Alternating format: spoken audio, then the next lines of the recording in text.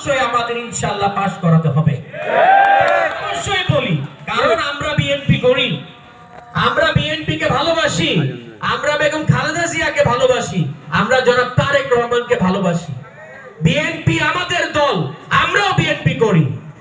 আমাদের শক্তিশালীভাবে সুন্দরভাবে একসাথে থাকতে হবে। আপনারা গতকাল দেখেছেন যে গাজীপুর একে কিন্তু আবার আমাদের সীমানা কিন্তু চেঞ্জ হয়ে গেছে। যেহেতু এখানে সীমানা চেঞ্জ হয়ে গেছে, যেহেতু কালিয়াকুরের সব সিনিয়র নেতৃবৃন্দ একমত আছে যেখানে অবশ্যই আমরা মনোনয়নের ব্যাপারে পার্টি সিনিয়র লিডারশিপকে জানিয়েছি, তারা অবশ্যই এই ব্যাপারে রিভিউ করবেন ইনশাআল্লাহ।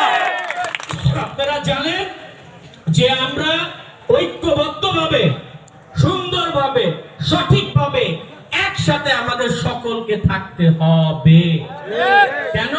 কারণ বিএনপি একটি সুসংগঠিত দল, জনাব তারেক রহমানের দল একটি সুসংগঠিত দল। তারা সব সময় চেষ্টা করে মানুষের পাশে থাকতে, মানুষের সেবা করতে, মানুষের কাজে নিজেকে নিয়োজিত রাখতে। তারা কখনো মানুষের উপর অত্যাচার করে না, তারা কখনো জমি দখল করে না, তারা এমন কোনো কাজ করে না যাতে দল বিতর্কিত হয়।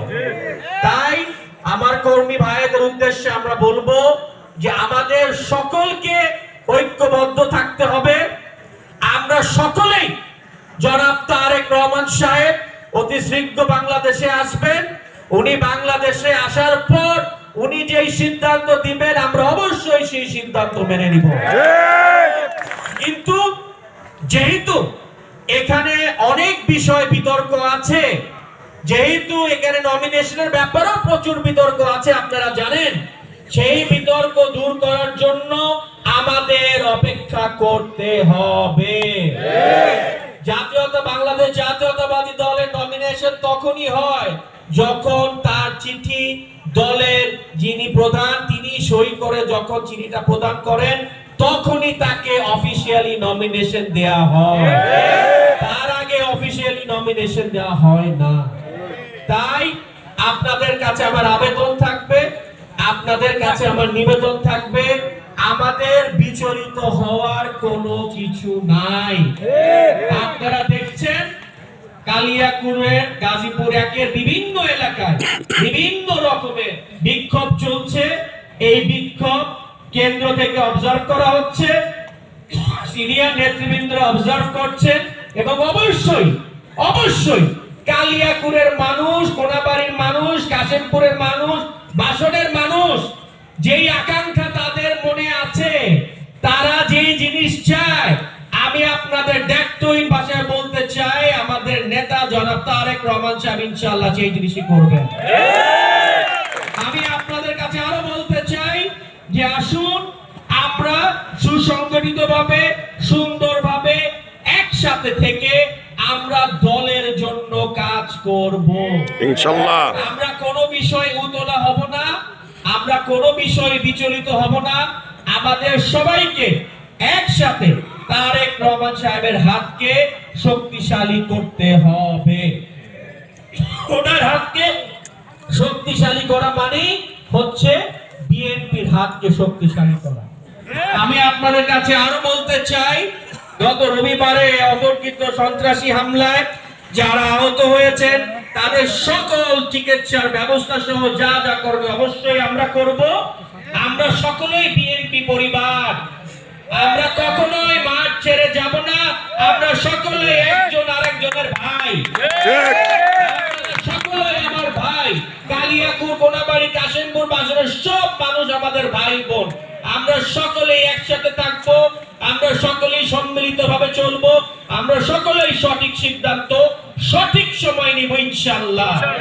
সেই সঠিক সময় যখন আসবে, সেই সঠিক সময় যখন আসবে আমরা সবাই একসাথে বসে আমরা সেই সঠিক সিদ্ধান্ত নিব। তার আগে আমরা যেন কোনো হঠকারী সিদ্ধান্ত না নেই। আমাদের সকলকে আমাদের রাজনৈতিক ঈমান ঠিক রাখতে হবে। আমাদের রাজনৈতিক ঈমান যদি ঠিক থাকে তাহলে আমরা অবশ্যই সঠিক সিদ্ধান্ত নিব, জনাব তারেক রহমানের হাতকে শক্তিশালী করব এবং ইনশাআল্লাহ আমরা অবশ্যই ধানের শীষকে এখানে জয়যুক্ত করব। এবং আপনাদের সকলকে বেগম খালেদা জিয়ার জন্য আশুরুদ্দিনের জন্য দোয়া চাই, আমার নেতা জনাব তারেক রহমান সাহেবের জন্য দোয়া চাই, আমার পিতা চৌধুরী তানভীর আহমেদ সিদ্দিকীর জন্য দোয়া চাই। আমাদের এখানে অনেকে আহত হয়েছেন, হাজী হারুন, পারভেজ, কাশেম এবং আরো অনেকে, সিকান্দার, হ্যাঁ, যুবরাজ, সেলিমুল্লাহ, মাহবুব সহ আরো অনেক, রনি, হাবিব, শাহিন, সজীব, অনেক, আমাদের প্রায় 70 থেকে 80 জন লোক আহত হয়েছে। তাদের জন্য আমরা দোয়া করব, তাদের জন্য চিকিৎসার ব্যবহার করব এবং ইনশাআল্লাহ আমরা বলতে চাই আমাদের কিন্তু সকলের লেভেল প্লেইং ফিল্ড এক, এটা বুঝতে হবে। তাই আমরা বিচলিত হব না, আমরা ঠিক থাকবো, আমরা দলের জন্য কাজ করব, জনাব তারেক রহমানের নির্দেশনা মানব এবং সকলকে আবারও বেগম খালেদা জিয়ার জন্য দোয়া আছে। আমার বক্তব্য শেষ করছি। ভালো থাকেন, সুস্থ থাকেন, খোদা হাফেজ, বাংলাদেশ জিন্দাবাদ, আসসালামু আলাইকুম।